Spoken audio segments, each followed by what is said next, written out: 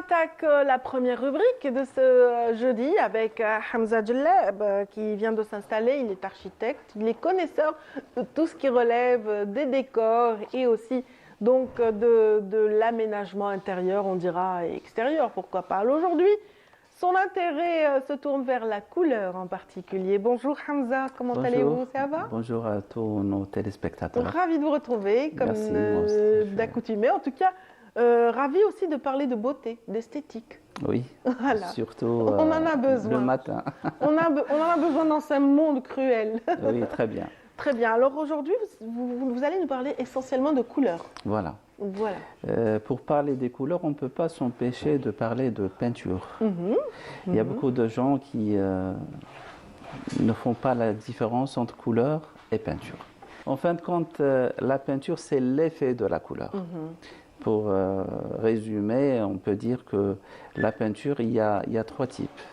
Il y a les peintures acryliques à base d'eau, il y a les peintures à base d'huile, les peintures laquées, et la peinture à base pâteuse ou décorative. Il y a aussi des peintures pour l'intérieur et des peintures pour l'extérieur. Tout à fait. Donc à l'extérieur, la peinture doit avoir quelques petites caractéristiques, telles qu'elle doit résister par exemple aux agressions climatiques, les infrarouges, les ultraviolets par exemple. Elle doit être étanche totalement de l'extérieur et laisse respirer le mur de l'intérieur pour éviter toute condensation à l'intérieur. Et elle doit être aussi élastique. Pourquoi élastique? Parce que le béton de crépissage ne résiste pas en fin de compte au choc thermique, donc il y a un risque de micro-fissuration. Donc elle, avec sa plasticité, elle remédie à ces micro-fissurations.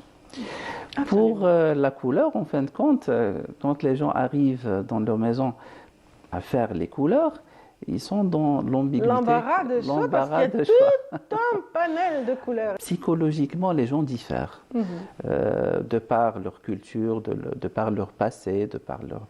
Donc, pour faire de la décoration avec la peinture à l'intérieur, il faut plutôt voir les harmonies qui sont issues en fin de compte de la route des couleurs. Comme on la voit maintenant, la route des couleurs, elle est issue de la nature.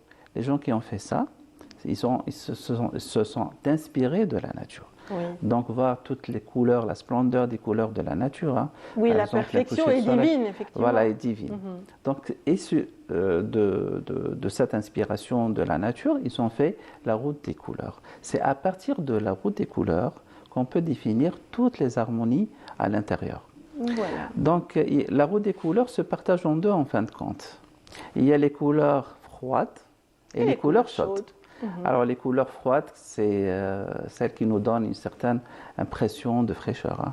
Par exemple, le bleu, qui nous inspire la mer, par exemple, l'eau, le vert, la verdure, et les couleurs chaudes plutôt, ça va vers les magentas, jaunes, les rouges. Voilà, les rouges et tout ça. Mais pourquoi on parle de couleurs froides et couleurs chaudes? C'est pour parler, en fin de compte, du poids visuel. C'est pour équilibrer l'espace en fin de compte. Le poids visuel, psychologiquement, de la couleur chaude est plus lourd. Oui, c'est plus dense. C'est plus dense que les couleurs froides. C'est pour ça qu'on parle du chiffre d'or en fin de compte, ou le ratio d'or, qui est 1,618 en fin de compte, ou la règle de 2 tiers, 1 tiers par exemple. Donc les 2 tiers, ça sera une couleur froide, et le 1 tiers une couleur chaude. Comme ça, on revient à l'équilibre de l'espace. Pour parler de la psychologie des couleurs, comme par exemple le noir, rose, c'est clair que c'est féminin un petit peu, non? En fin de compte, l'enfance, la féminité, la tendresse, le bonheur, ça c'est en général. Hein. En tant qu'architecte, décorateur, la question qu'on s'est toujours posée, comment peut-on, avec toutes les différences des uns et des autres, leur culture, etc., leur passé, leur histoire, donc, comment peut-on faire de l'harmonie à l'intérieur? C'est ça, en fin de compte, la question. C'est tout l'art des décorateurs, bien sûr, qui, eux, peuvent conseiller au mieux ces mères, ces pères, donc qui souhaitent... Exactement. Alors, pour les harmonies, il y a des règles. En fin de compte, quand on prend la roue des couleurs, si on prend une couleur et son opposé dans la roue des couleurs, on a une harmonie. Par exemple, si on prend comme ici, par exemple, on peut voir que l'opposé du vert, c'est le rouge. Vous voyez par exemple une prairie, hein, tout en vert, et au beau milieu de cette prairie, il y a des coquelicots. Oui, j'ai pensé tout de suite au champ de coquelicots. Voilà, il y a les dégradés. Si on prend une seule couleur, on rajoute un peu de noir pour l'assombrir ou un peu de blanc pour l'éclaircir. Là, c'est les nuances. On appelle ça le nuancier, si on prend une seule couleur. Mais si on prend 2 ou 3 couleurs, il y a 8 règles en fin de compte, en général, qui nous donnent cette harmonie. Donc, ce n'est pas sorcier, il suffit juste de suivre ça. Sinon, sortir à la nature et s'inspirer. Donc, si on prend dans la roue des couleurs, par exemple, 3 couleurs qui se succèdent, hein, on a une harmonie, dans un sens ou dans l'autre, il n'y a pas de souci. Par exemple, pour les 3 couleurs, on peut prendre un triangle équilatéral, ou isocèle par exemple. Pour les couleurs, 4 couleurs, si on veut mettre 4 couleurs dans un seul espace, il y a le carré parfait, par exemple, très bien, le rectangle. On le voit là, tout en bas. Voilà, mais 4 couleurs dans un même espace, il faut qu'on soit un peu expert pour ne pas faire des erreurs. Hein. Voilà, ce n'est pas forcément sur les murs. Les couleurs peuvent arriver avec le décor par la suite. Voilà, justement, parce que les gens pensent que la couleur à l'intérieur, c'est seulement les murs, les plafonds, les sols. Non, même les accessoires, les jetés, enfin le meuble, tout ce qu'on a à l'intérieur. Voilà. Un vase. Un pot de fleurs. Mais faut-il qu'il y ait un rapport de proportionnalité? Pourquoi? Sinon, ça va être disproportionné et ça donne un sentiment de malaise en fin de compte. Pour avoir cette harmonie, il y a des règles. Premièrement, on dit toujours aux gens qui veulent décorer leur maison, ou aux architectes décorateurs notamment, de faire 70% de la couleur, c'est les couleurs ocre. Surtout pour les grands meubles qu'on ne change pas fréquemment. Hein. Par exemple, pour une cuisine, ou un meuble. C'est discret.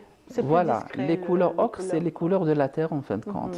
Pour les 30% autres, on peut choisir. On peut se permettre. Voilà, on peut se permettre tout ce qu'on veut. Des fois, on est appelé à décorer des espaces vastes. Et des fois, des espaces très restreints. Par exemple, de petits appartements. Je dis toujours à mes architectes et dans mes formations pour les architectes, l'appréhension de l'espace vaste et restreint, c'est totalement différent. C'est-à-dire, la conception même, hein, et il ne faut pas penser à la couleur après. Il faut la penser dès le début. Absolument, en fonction de l'espace et de son... En fonction de l'espace. Si on est dans un espace restreint, faut-il aller d'emblée vers les couleurs claires? Claires, absolument. Voilà, pour avoir ce sentiment d'espace et faire de petits contrastes avec des couleurs un peu sombres, mais de petits contrastes, pas tout. Oui. Voilà. Parfait, on dormira moins bête ce soir en tout cas. On aura appris des choses sur l'harmonie des couleurs en intérieur et en décoration. En tout cas, merci infiniment, Hamza. Merci à vous, madame. Je vous souhaite de passer une excellente journée. Donc, merci. On vous retrouvera jeudi prochain, Inch'Allah. Toujours dans le même sillage. Donc, donc celui des directives et des conseils en décoration. Merci infiniment. Merci beaucoup.